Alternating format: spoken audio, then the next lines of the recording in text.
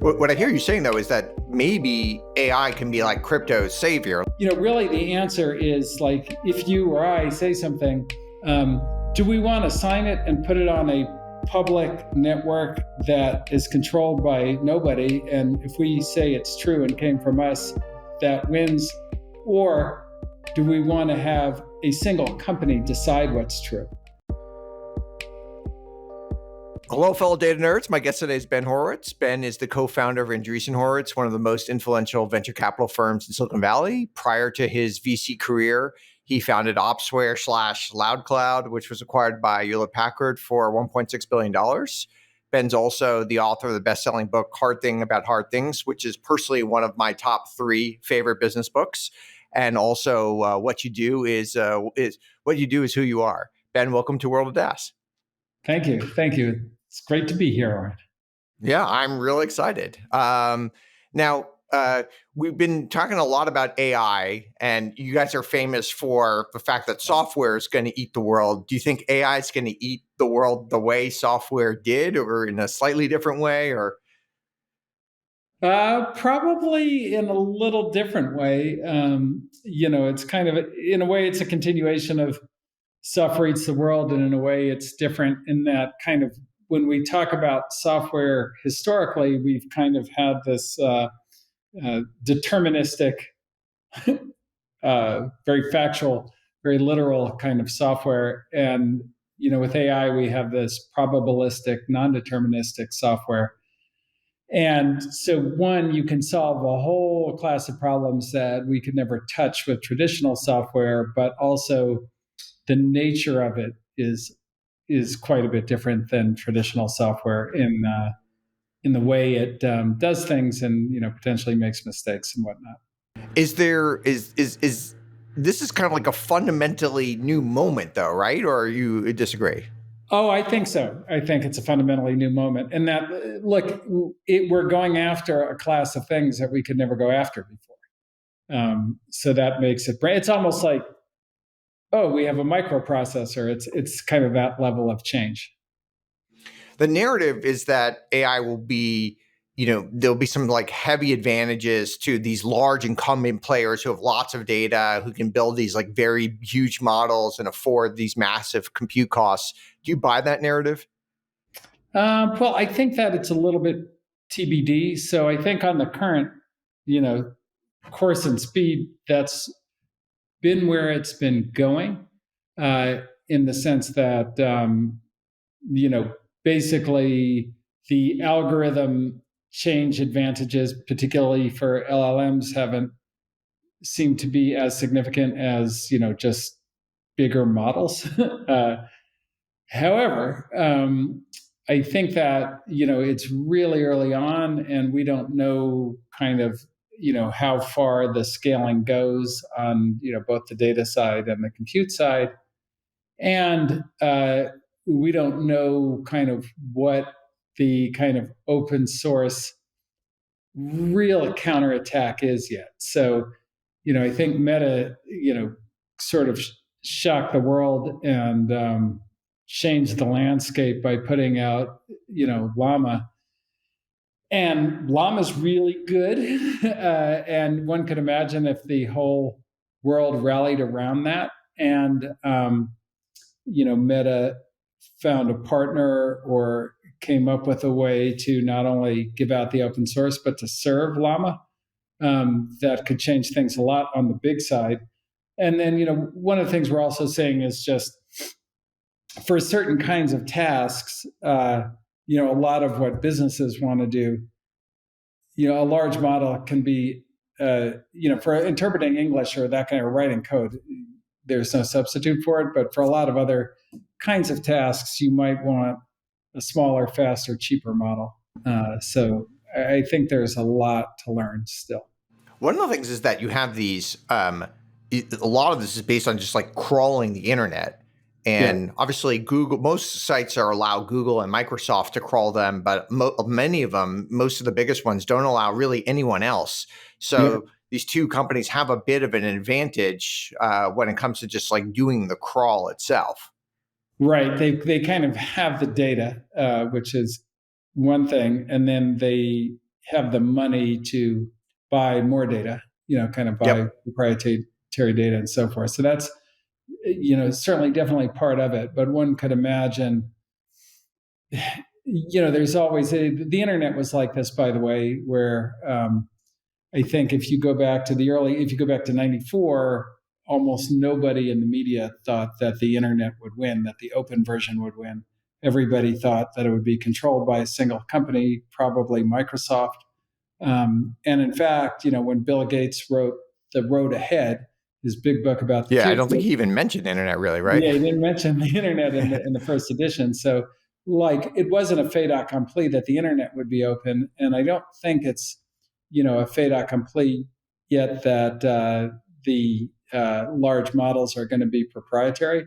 I think for the good of humanity, it would be nice if it wasn't proprietary. And I think that if the thing that happened in the internet is the internet got at least, in many ways, it wasn't as functional as Microsoft Network originally, but it was functional enough and then had the entire world working on it and contributing to it. Whereas, only Microsoft was contributing to MSN. And, hopefully that'll happen and it won't, the world can defeat Google and OpenAI and some of these guys. No, we one of the things we're looking at ways to kind of like improve our workflows and kind of try to hand them off to AIs. Like I'm really excited to have these like agents working for me. Like, how does that look like for like either the average person or the average worker over the next decade? Wow, that I would say it's a lot unpredictable. But what are you most excited about there? Yeah, well, I think that everything that is no fun to do, you ought to be able to hand off to an AI, and this is everything from building your personal network to doing mundane tasks like kind of figuring out how to order food and all these kinds of things, or book a flight. Those are certainly kind of coming down. I think it'll get though. Much more aggressive than that. And one could imagine all the things like, just on like, if you take something simple like, okay, now to book a flight, I've got to pull down all these windows and this and that and the other. Can I just say, hey, I'm going to Paris. Can you get me there? And then I was talking to my friend Ariel, who's the CEO of Navan, which does travel stuff. And he said, like, why do you have to tell it you're going to Paris? It already knows that. Right. And so, maybe you just have like the most helpful friend in the world who can do anything, and they know you, and you just kind of have conversations with it from time to time and give it access to your calendar and your email, and it just does its thing. And even if you think of like a UiPath, like UiPath was like, you have to bring in like Accenture, and it was like, you spend millions of dollars on it. So it really wasn't applicable to like most work situations. You could see a scenario where we all have like at least our own mini UiPath for us. Oh yeah, no, I think so. And then, like every kind of software tool that you use, you probably need to completely rethink. So like, we have all these salespeople using like Salesforce, but Salesforce seems like the complete wrong idea for, an AI world, in that, like, why am I entering like what I think happened in a call I made into a system and incomplete? And then, I have to worry about my job too. And, whether I'm going to get fired because my forecast isn't high enough and this and that. And then a manager looks at it and adjusts what I said. And then some other manager looks at what that manager did and adjusts what he said, and all that kind of thing. Why not have the AI just track what I'm doing, the emails I sent, the contracts I exchange, the phone calls I make, the meetings I go to, and make the forecast for me. Based on like real information. And update it too. Like, I mean, just updating the CRM is such a pain in the butt, especially Salesforce, because it's like 17 clicks to enter one thing or something. Yeah. It's like literally technology. It's like, we used to call that a 4GL back in like the 80s when I started my career. It's just like completely absurd. But, that's where it is. And so, I think that everything is. I guess my big assumption is that everything is going to change, and in very, very unpredictable ways. Now, there's been like some of the other big waves, the internet, the cloud, mobile, like AI seems like something that's actually going to impact all of our lives. Crypto, which was like kind of built as a great, like, didn't really seem like it had the potential to help everyone. And, maybe there's this idea of remittances or something, or am I underselling crypto? I think you're underselling crypto. I mean, I think that, crypto's run into this like weird regulatory morass in the US, due to like, I would just say like a very kind of weird specific agenda from the administration. But, as a technology, the way I would think about it is the history of computing is sort of the history of computers and networks. And going back to, microwaves and integrated circuits and all these kinds of things. And they kind of evolve at different speeds and in different ways. And the value of the network is always harder to see than the value of the computer. Because the computer, it's just like, ask it a question, it tells you the answer. It's like very obvious, it's amazing. But even with the internet, like in the beginning, people like businesses were like, oh, the internet's nothing, we're not going to even use it. Maybe we'll build an intranet, but we're definitely not going out on the internet. And then Sun Microsystems banned the use of the internet for employees in like, I think 1995. Oh, wow. I had no idea. Okay. Pretty amazing. But nobody, with networks, because they're a network effect, it's really hard to see the importance until, there's enough people on it where it gets the critical mass. And I think with crypto, it solves all the problems we have had with networks since the internet, and particularly the kind of concentration of power over really important things like the truth.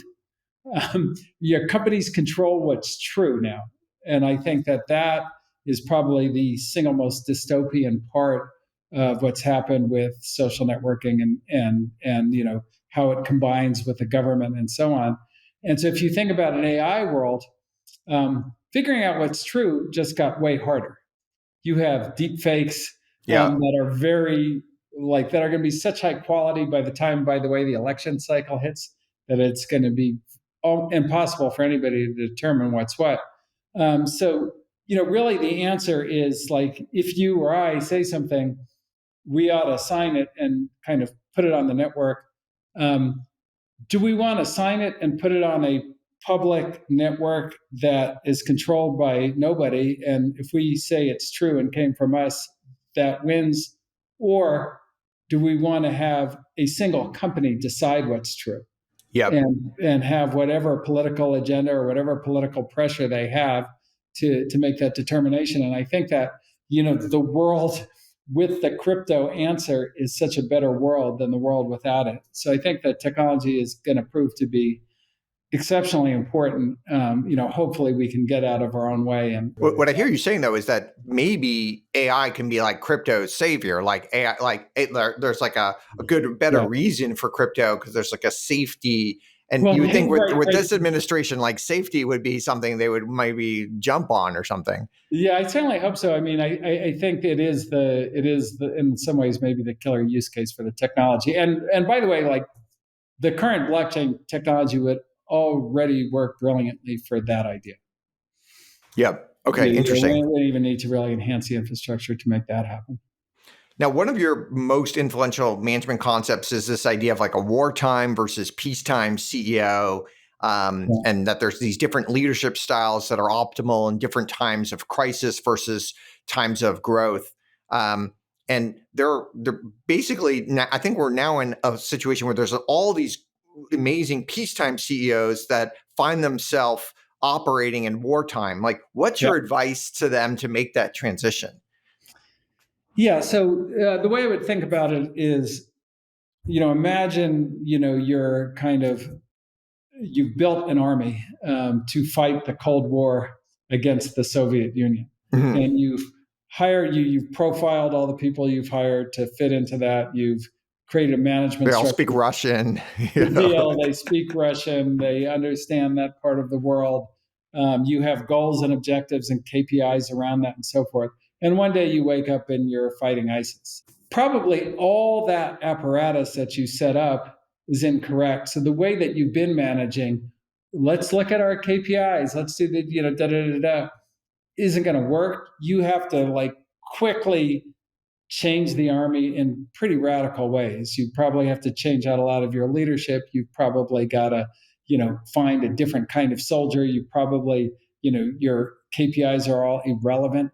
And the only way to get from here to there, you can't kind of recreate that whole apparatus that you've set up to fight that war.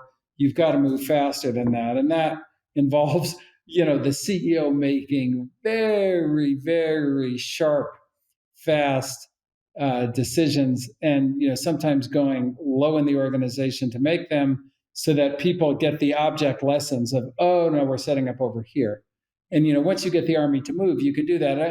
A really kind of great recent example of somebody not making the transition was the Silicon Valley Bank crisis, right? Yeah. Where you had Gary Becker, who, okay, they did a dumb thing that kind of sent them towards war, which is they, bought a lot of long-dated, treasury bill. It wasn't the dumbest mistake in the world, but it just turned out when interest rates went up that having a bunch of 30-year T-bills was going to make your balance sheet look really bad. And then, the Financial Times article hit that pointed that out. And then kind of at that point, the race was on. Yeah.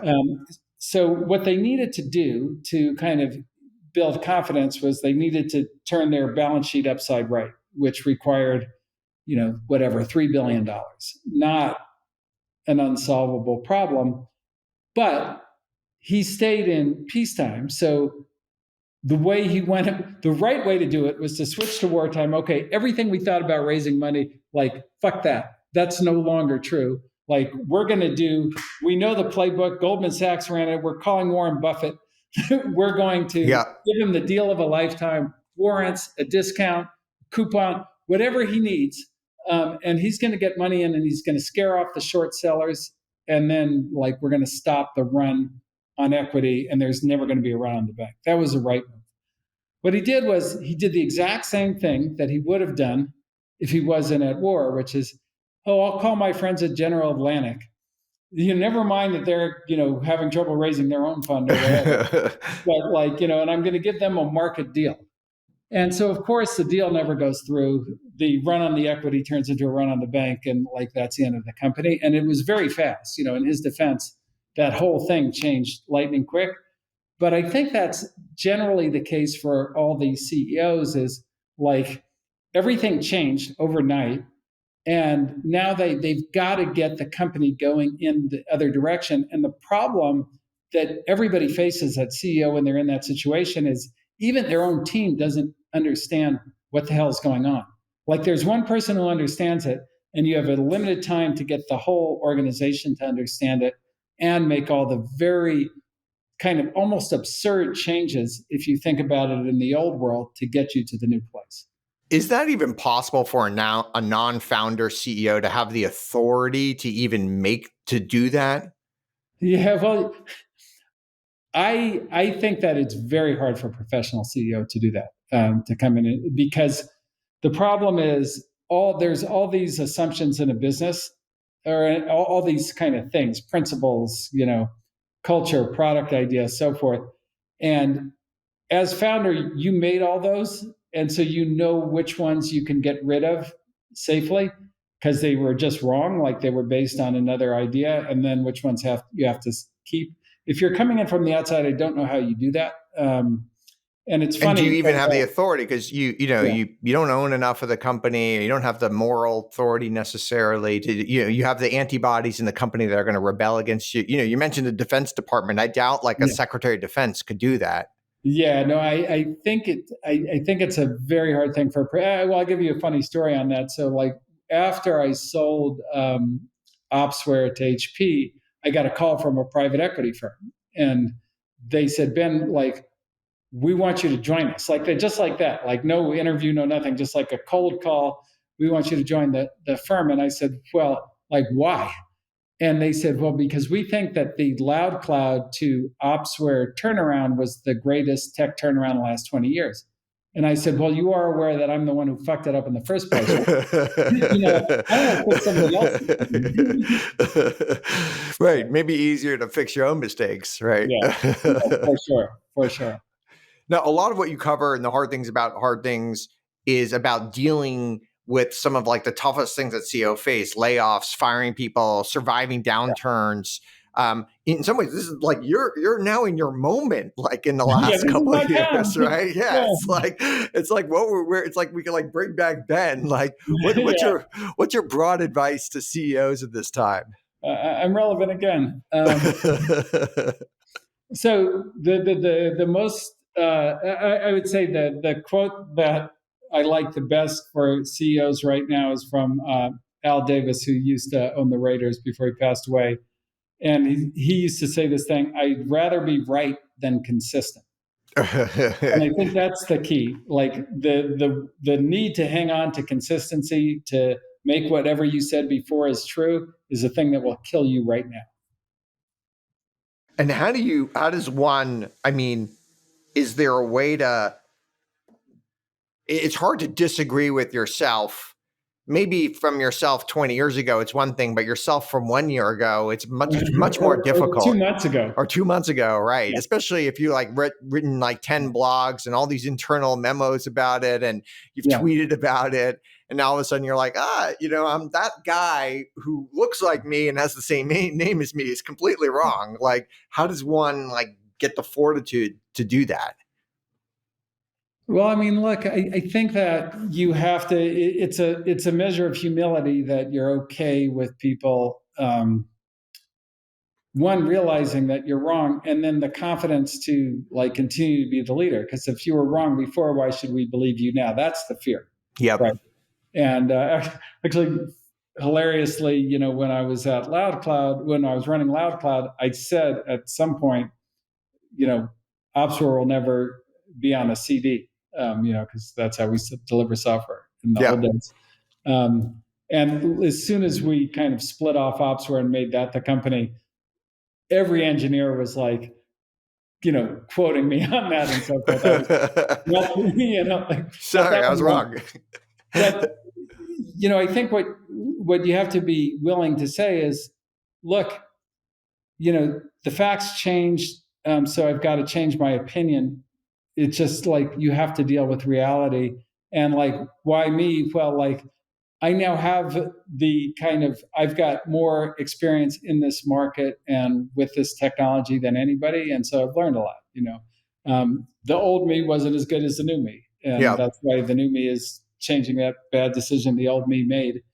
And, like that's the best you can do. But the worst thing is to try and kind of stay with the old idea.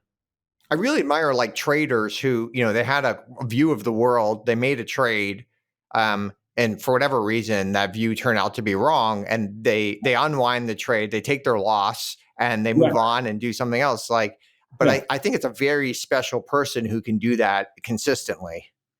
Yeah, no, that is true. Look, it requires that you don't attach your success to like you personally.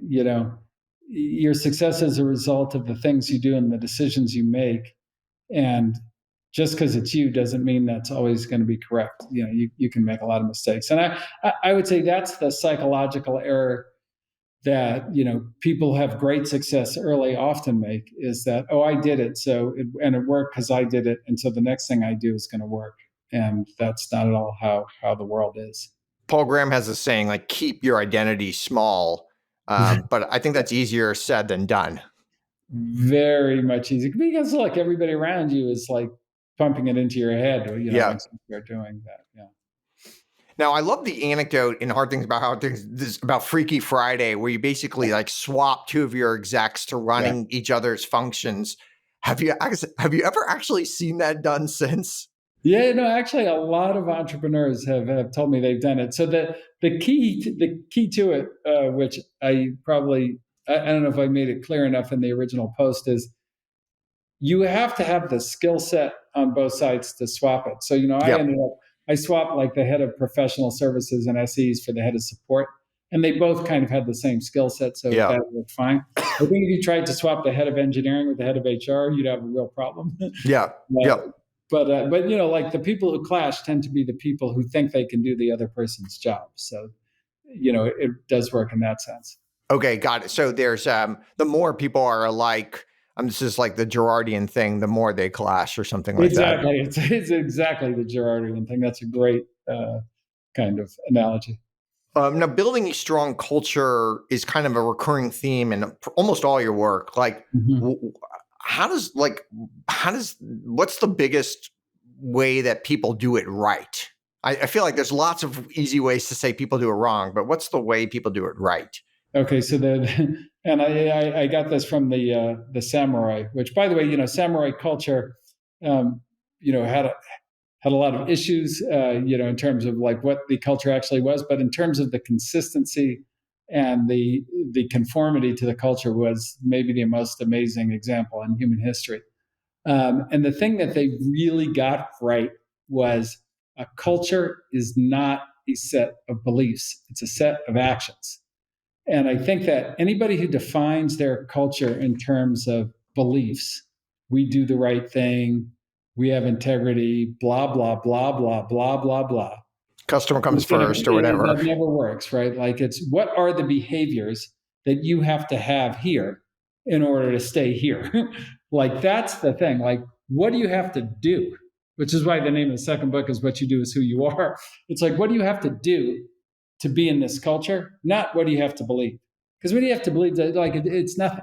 Interesting. Like, what you tweet, what you say, what you blah, blah, blah, nothing. Like, how do you conduct yourself? So this is why like religions have these very, very odd rules, like you can't eat shellfish or something like that. Right, exactly. Because it's really about what you do. Rules like that create a culture. Absolutely. Yeah. Okay. I never really thought about that. That's really interesting. Now, some questions on just building a VC firm.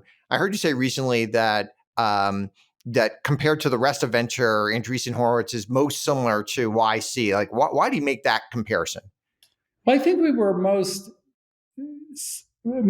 similar in that, both of us were like, wow, the way VC works is weird in that it's all about them, in that like, okay, are we good at picking investments, but nothing about the product that they offer to entrepreneurs. And I think the breakthrough for both Andreessen Horowitz and YC was like, oh, we're going to start with what does the entrepreneur get?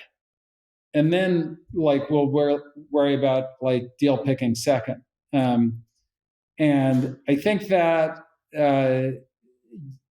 kind of has been the biggest change in VC over the last 15 years has been kind of S&M saying like, what is the offering? Like, what is my product? And is it competitive, as opposed to just, am I like really smart and everybody wants to be around me because I'm so fucking smart and da-da-da-da. And GPs don't scale either, right? Yeah. Like GPs don't scale. Like you can't, so you need to have something like most people don't even know who the CEO of YC is. Right. And so, but it's like, it's amazing like that. Yeah. Now, VCs give startups advice to, create a monopoly, build a differentiated product, do dilution to accelerate growth, have one CEO, eventually go public. Like probably none of these things like most VCs take. Like, why are they so different? Yeah, so I think it kind of goes back to what you said, which is scale. And if you look at venture capital historically, the market for software was just smaller, and the market for VC was smaller. So there used to be a thing when we started Andreessen Horowitz that all the VC said, which I think was correct at the time, was look, there are 15 companies a year that will get to 100 million in revenue. And your job as a VC is to invest in as many of those 15 as you can. So that was like the scope of the industry. And I think like there's no way anybody would say that's true now. It's much closer to 150 or 200. And so now like scale actually is interesting. And then all those things that you referred to are kind of scale ideas. And which is why, by the way, if you look at how our firm works, there is a CEO, that's me. There is there is dilution in that, we have like lots of capabilities to build a product and so forth. So we kind of follow that model a bit more, that we advise people on. But it didn't make sense for the traditional VC, like a Benchmark, to do that because they're chasing 15 deals. Yeah. And so they never needed to scale. 6 partners, $400 million, 15 deals. Like the whole thing was that math. And in some ways, I mean, both obviously can work, right? Yeah. Look, I think the current world is better suited towards us, and the old world was better suited towards them, and that's just how it is. But that's my opinion. Well, yeah. I mean, the scale of venture capital has changed massively over the last decade. I believe you guys are now at like 35 billion AUM or somewhere. Something like that. Yeah. I mean, which is just kind of like mind-boggling if you would have just thought about venture capital a couple decades ago or something. And the scope of what the firms are looking at doing has changed. You guys are expanding internationally. There's like wealth management solutions. Sequoia's got a hedge fund. They've got, and so how do you see like VC and financial services somewhat converging? I think they're certainly getting like much closer together. And the way we think about it, like there's different kinds of things, and certain things are closer together than others. But the way we think about it is like, look, if you're somebody who wants to build a company, we want to be the best partner for you from the day you start doing that to the day you become a philanthropist. And we want to even help you with that. So like all the way through your life cycle. Yeah. And so what are all the financial services needed to accomplish that? It's a big set. Now, I think, for us to not be on the builder side, to be on the kind of more like optimized, like something a Vista would do, that would be a bigger departure. But in terms of anything that the entrepreneur building a company needs, I think that's kind of very much what people want from us. Now, do you think we're going to see in the 2000s? I think we saw a couple of VCs go public. Do you think we'll see a scenario where like VCs go public and maybe acquire other VCs? Or well, so the fundamental, so the value of going public is you kind of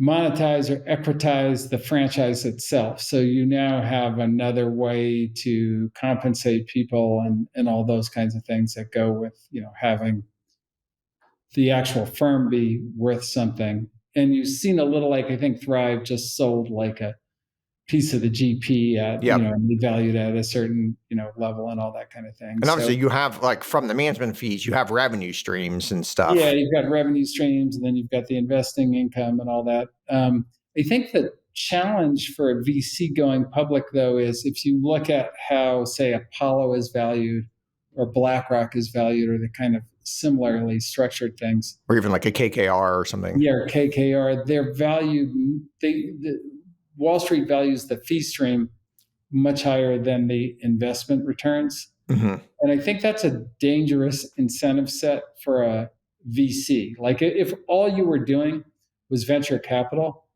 and you were massively incentivized to get more fees and not incentivized to get more returns, it's just an AUM game, right? Yeah, that's probably not going to end well in venture capital. However, like if a firm expanded to, like if you look at Apollo, people think of them as a private equity firm, but their other businesses are actually way larger than the private equity like business. Their lending business. So like it's not that big a problem for them the way Wall Street values them because they've got like insurance companies and, lending companies and all this kind of thing where fee streams actually are a fine incentive. And so, I think for us in our current configuration or for our kind of, current competitive set, it doesn't make any sense. But one could imagine like VC evolving into something where that made sense. Like if you think of a big bank or something like that, like Yeah, there's the investment bank side, and that would be a very hard to go public on its own because it's very like they could have one quarter where they have this like massive deal. They could probably have yeah, three quarters where they get right. nothing or something, right? But then it's married with all these other products that they have, which are much more consistent. Like you could see a scenario where, you Yeah, well, know, look, J.P. Morgan, the original J.P. Morgan was a VC. I mean, that's what they did, right? They yep, financed railroads and this and that, the other. And they did it, and then it was equity investing. They got the equity on a deal by deal basis, or they got the money on, they kind of raised it deal by deal as opposed to fund by fund. But they were VCs. And then that evolved into them being what we now know as J.P. Morgan Chase, the yeah. colossus that it is. So yeah, you could imagine a VC like flipping into that again. It's a little harder to become J.P. Morgan Chase these days because the original one achieved like quite an amazing degree of regulatory capture, as we've seen. The big banks. We had this huge, too big to fail kind of legislation in following the 2008 crisis. And since then, every big bank has gotten bigger and no new banks have been formed. So it had the exact opposite effect that was intended.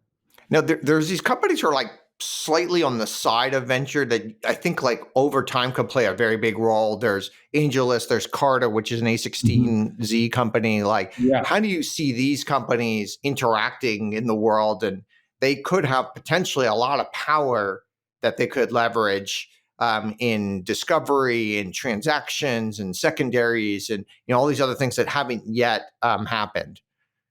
Yeah. So I think that, I mean, this is also kind of like this weird question of the way the private markets work. So currently you have, the public markets, which are massively regulated, to the point where like every public company has been sued.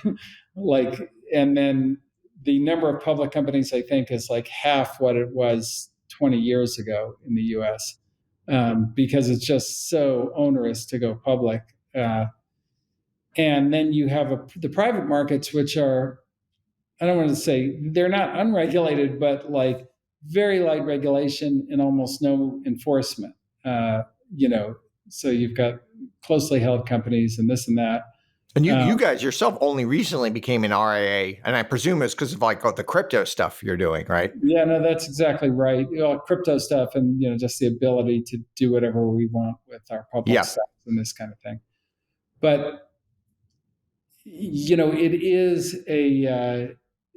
it's a weird dichotomy, and I think that like what's happening now is because of that kind of bipolar world we live in. The people are reconstructing the entire public markets infrastructure in the private markets, which is, I think, good.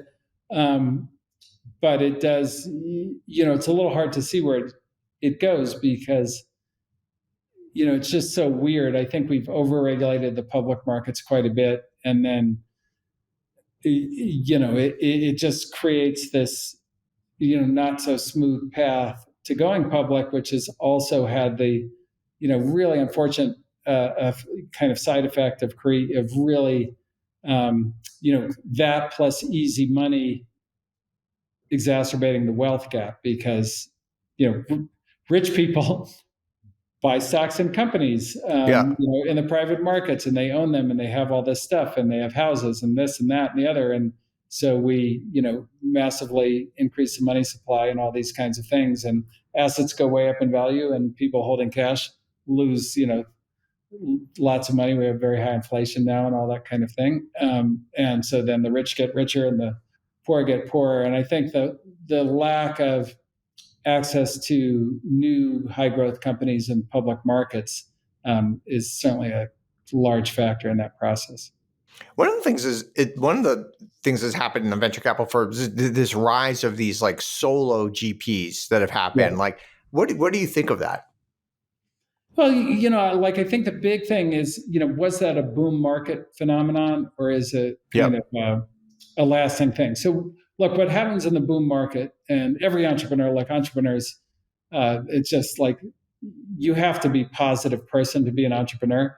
So if you're only thinking about what will go right, which is all anybody thinks about in a boom market, then like, oh, there's one person who put money into the company and like they've got 30 other companies and like that's all fine. Great. I just need the money. Like, I don't need any fucking help. or like, I was one of the first three and I'm talking to the guy or this and that. In a market like this, I think like it's harder to be a solo entrepreneur because you don't have any money coming in or you have a lot less money coming in. And then, for the entrepreneurs, they're like, okay, I need somebody who's going to actually help me, when things go wrong. Like, how do I do a layoff? Like, can you help me place my people? Can you help me sell the company? Like all the kinds of things that you actually need a financial partner to help with. Like they can't possibly do that. They're literally a solo entrepreneur. And so I think the idea is kind of built for good weather. But like that remains to be seen. Like maybe it continues to work. And look, the solo entrepreneurs or the solo VCs that we work with, many of them are really good, and we like working with them, and they're a good complement to us. So they certainly have no problem with it. But I think the sheer number of them will probably shrink down to the best of the best in a market like this. Now, in the world of like a CEO handoff, we've seen that recently in Amazon, with Google, with Apple, with Microsoft. All seem like they went really well. And one of the reasons I admire like Sequoia and YC is they've executed multiple CEO handoffs. Like, how do you think about that from your context? Like, how do you design a company? Think of like, if you think of A16Z as a company where one can actually do a handoff. So I think Google and Microsoft and Amazon are a little misleading in that they're monopoly. Because the founder's still there too, or no? Well, the founders are around, but monopoly. If you're a monopoly, the really difficult thing to do if you're the successor CEO is kind of get to the new product. Mm-hmm. Like, can you innovate? There's a lot of people who can take over and run the thing that somebody else, that Jeff Bezos built, right? Yep. Like, and I think Andy Jassy and Satya and Sundar are all great, but that's like a smaller test to take over like the monopoly business and like get the money out and do the thing and deal with the regulators and what you do in that. Then, what, like, I think the Sequoia example was a harder example because they had to navigate across technological changes. So if you're in the VC business, like probably the trickiest thing is, okay, we were great at, social mobile. Yeah. There's nothing to invest in that anymore. Like, are you going to be great at AI, and do you have the right talent, and did you turn over the right people, and do you build the right capabilities to compete in that market? And that's something that, you have to be really good to do. Like that's a much more difficult thing than just taking over and continuing to invest in social mobile. And, in companies, I think it's even more difficult. Like if you have a company that you're trying to transition to a professional CEO, and then that CEO has to innovate. And I think we're starting to see that with Snowflake right now, where like Frank Slootman's probably the greatest professional CEO, ever in enterprise. He's incredible, software. Yeah. But like now that they really do need to get new products and they're seriously challenged by Databricks, it's tough. Like that's not his skill set. And so it's different, I think, in different scenarios. It's the 0 to 1 versus the 1 to N type of thing. Yeah, exactly. 0 to 1 is, there are very few people who haven't done 0 to 1 that can do 0 to 1. Yeah. Like that's a very kind of special skill. And then it's actually in some ways harder when the company is bigger. Because like the resistance that you get is, fairly remarkable. Well, you've been involved in tech for a long time, over 30 years. Like what are the most important things that have been true the whole time? Well, look, I think that probably, the product really has got to be a breakthrough to create a company. So it's very hard to, and right now we're seeing a lot of this where people are going to the obvious idea. So, okay, AI is here. Um, so, like, let me kind of build something that helps you edit your documents on top of one of the large models that somebody's built. Like, of course, somebody's going to do that, but there's probably going to be like 80 people who do that. And, it's very hard to kind of run into a space that's that competitive and so forth. It's not really a breakthrough idea. It's just like, okay, a simple application of a breakthrough technology that somebody else made. And I think those have always been tough to get a company out of that.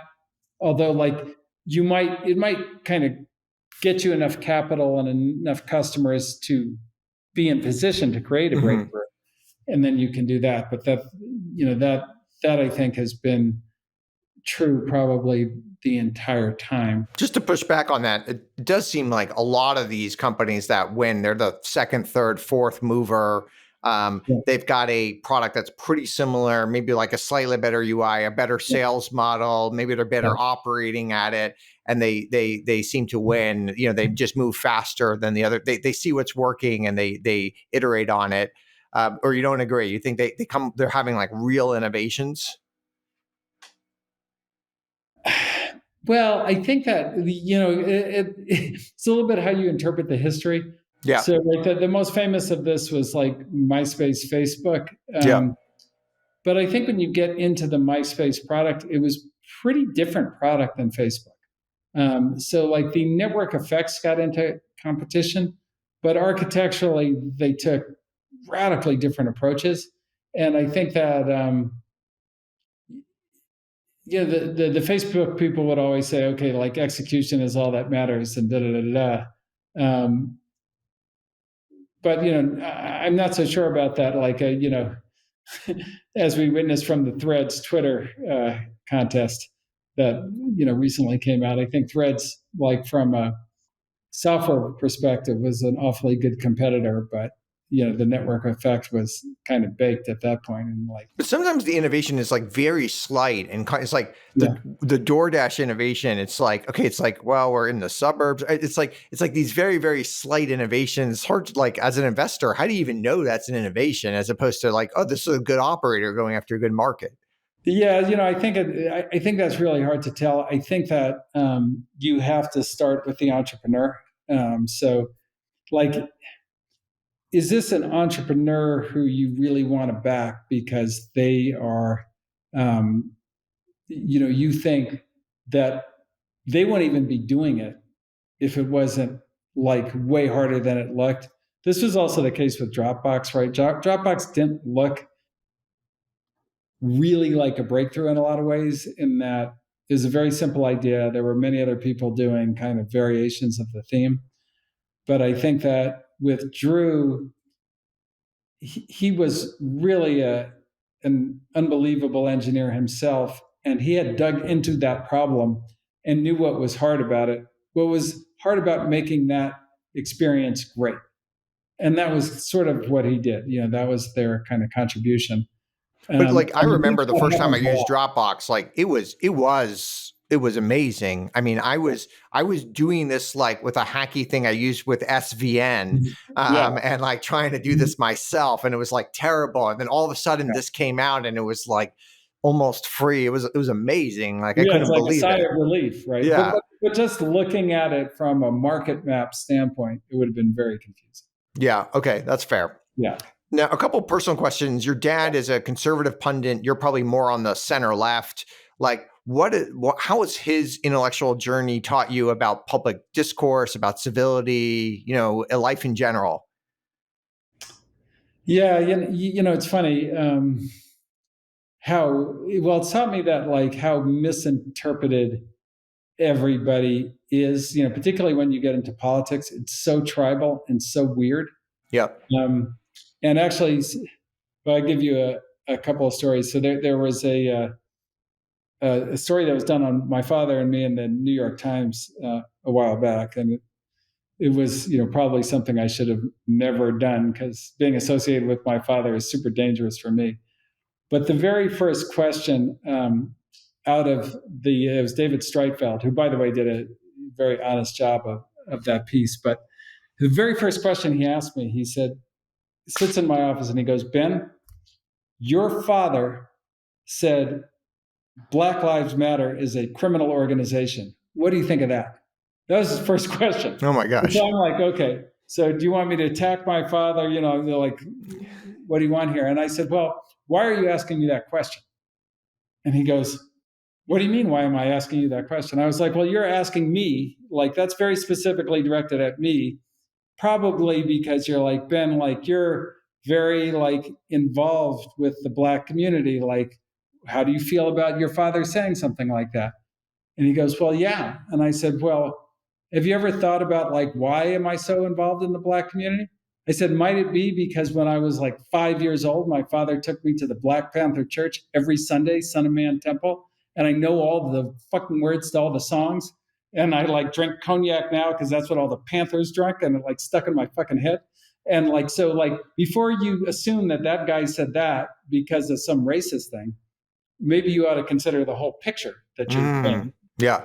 And then like I went on to explain it, but it was like that whole, like, and to his credit, he kind of adjusted his narrative on the story and all that kind of thing. But those are the things that come up. But, like politics gets really, really kind of stupid when it comes to relationships and judgments and all these kinds of things. And, people think, oh, that person's evil and that person's evil because they had that opinion on this thing that I disagree with.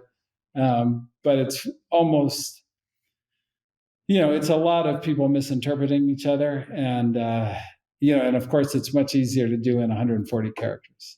One of the things in politics is that everyone has this like public persona in politics. And maybe this is true in general, but certainly in politics. Yeah. And then, and in some ways they need to, nowadays, especially, you need to like play into that public persona and really need to live it up.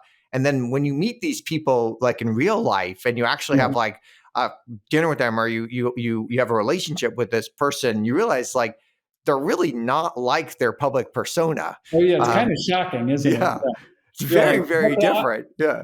I remember the first time I met Karl Rove, and I couldn't even, my jaw was on the floor the entire conversation. Like I was talking to that Karl Rove and he was saying like these things. It just didn't make any sense to me. Yeah. Okay. That's really, I find that very interesting as well. Yeah. That's all politics. Yeah. All right. One question we like to ask is what is a conspiracy theory that you believe? Okay. So I 100% believe that COVID started in the Wuhan lab, and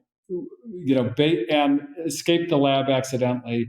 And the research, like on someone's shoe or something, or like on somebody's shoe or something like that, or however it happened. Yeah, like they disappeared all the people in the lab. Like that's the first like clue. Like why did all the scientists disappear? And like, by the way, and then that lab and that research was funded by the U.S. government, the Gates Foundation, and all the people ID'd by the conspiracy theorists. Like that all turned out to be true, as I've read it in detail. Interesting. All right, last question we ask all of our guests: what conventional wisdom or advice do you think is generally bad advice? There's so much that's bad advice. So one that hire slow and fire fast. And let me explain why. Okay. So the truth is nobody who's not a psychopath fires fast.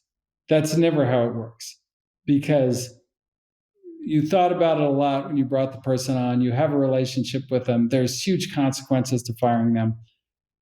I've never spoken to any CEO who was like, I fired that person too fast. But for 99.9% of the CEOs, they never fire too fast. So when you say hire slow, what you're basically doing is giving them an excuse to not really focus on the recruiting process, the hiring process, being the correct amount of prepared. to like make a decision that, look, hiring particularly executives is fraught with peril. Like generally, like half of them make it. So by hiring slow, all you're doing, like if you take a year to bring in a candidate, that doesn't actually help you. That doesn't like improve the quality. What improves the quality is do a good job of preparing, meet with enough people who understand what it means to be a CFO, what a great CFO looks like versus like a mediocre CFO. And, and then interview candidates for what you need in your company, what they need to be world class at, not like some generic idea, some guy who comes in wearing a suit you think will talk good to Wall Street, that kind of dumb stuff. Like you can do that slowly too. Yeah. So it's hire correctly and then, make the hard decision when you have to is actually the right advice. Like hire slow, fire fast is generally advice given to people who have never hired executives, I find, or certainly never fired executives because they don't know. They just like heard it. It sounds good. I'm passing it on. Every VC says that. It's a bunch of bullshit. For certain types of executives, like, I imagine for most entrepreneurs, like hiring a head of engineering is like something they could really dive into and do well. Yeah, and I certainly would do well in hiring a head of engineering, whereas like hiring a CFO might be a much, much more difficult task. They may have never met a good CFO in their entire life. Like, right. It's like hiring a Japanese interpreter and you don't know Japanese. Yeah. Like, they're all going to sound like they know Japanese, right? Exactly. Yeah, exactly. So, and I guess that's where you use trusted advisors, but then, sometimes you don't know how much to trust them for this particular thing, right? Trusted advisors don't actually work because, look, most executives fail not because they're not competent, but because they don't work in your organization. Right. Like, so don't fit your culture. What I need for right now, like the CFO of General Motors is not going to get the job done. Like, because what I need is somebody to put the basic control structure in place and this and that and the other. So kind of the right way to approach that is you have to learn enough about the job. And there's kind of a variety of ways to do that. So, one kind of way is to just like act, if you've got junior people on that team, act as CFO, just run the meeting, see what problems they're running into, understand the job so that you know something about it before you hire. Another thing you can do is say, okay, like I just want to meet 5 CFOs that people consider good and ask them, ask them the right questions. What is the job of the CFO? What are the parts to it? What's the difference between a good CFO and a great CFO? Like, tell me some examples of like how you would test that in an interview and kind of build up a view of all the things that a CFO might be good at. And then say, well, what do I need in my company for them to be good at right now for the next 24 months? And then match that and look for that person, as opposed to like, trust somebody who knows a CFO from another company who did well in that context, but, may not be at all relevant for you. And so it's that's the right advice on like hiring executives is the right kind of preparation, the kind of, right kind of process. And then look, firing is a different event. You can hire slow and, still fire slow. And you can hire the wrong person, even if takes you 2 years to find the guy. Like I've seen that many times. So that's, that's my, that's great. It's a conventional wisdom that drives me crazy because it's like not enough. Like there's some truth in it, but it's not true. This is amazing. Well, thank you, Ben Horowitz, for joining us at World of DaaS. I follow you at B Horowitz on Twitter or X or whatever they call it. And I definitely encourage our listeners to engage with you there. This has been great. All right. No, great to see you, Auren. And that was fun.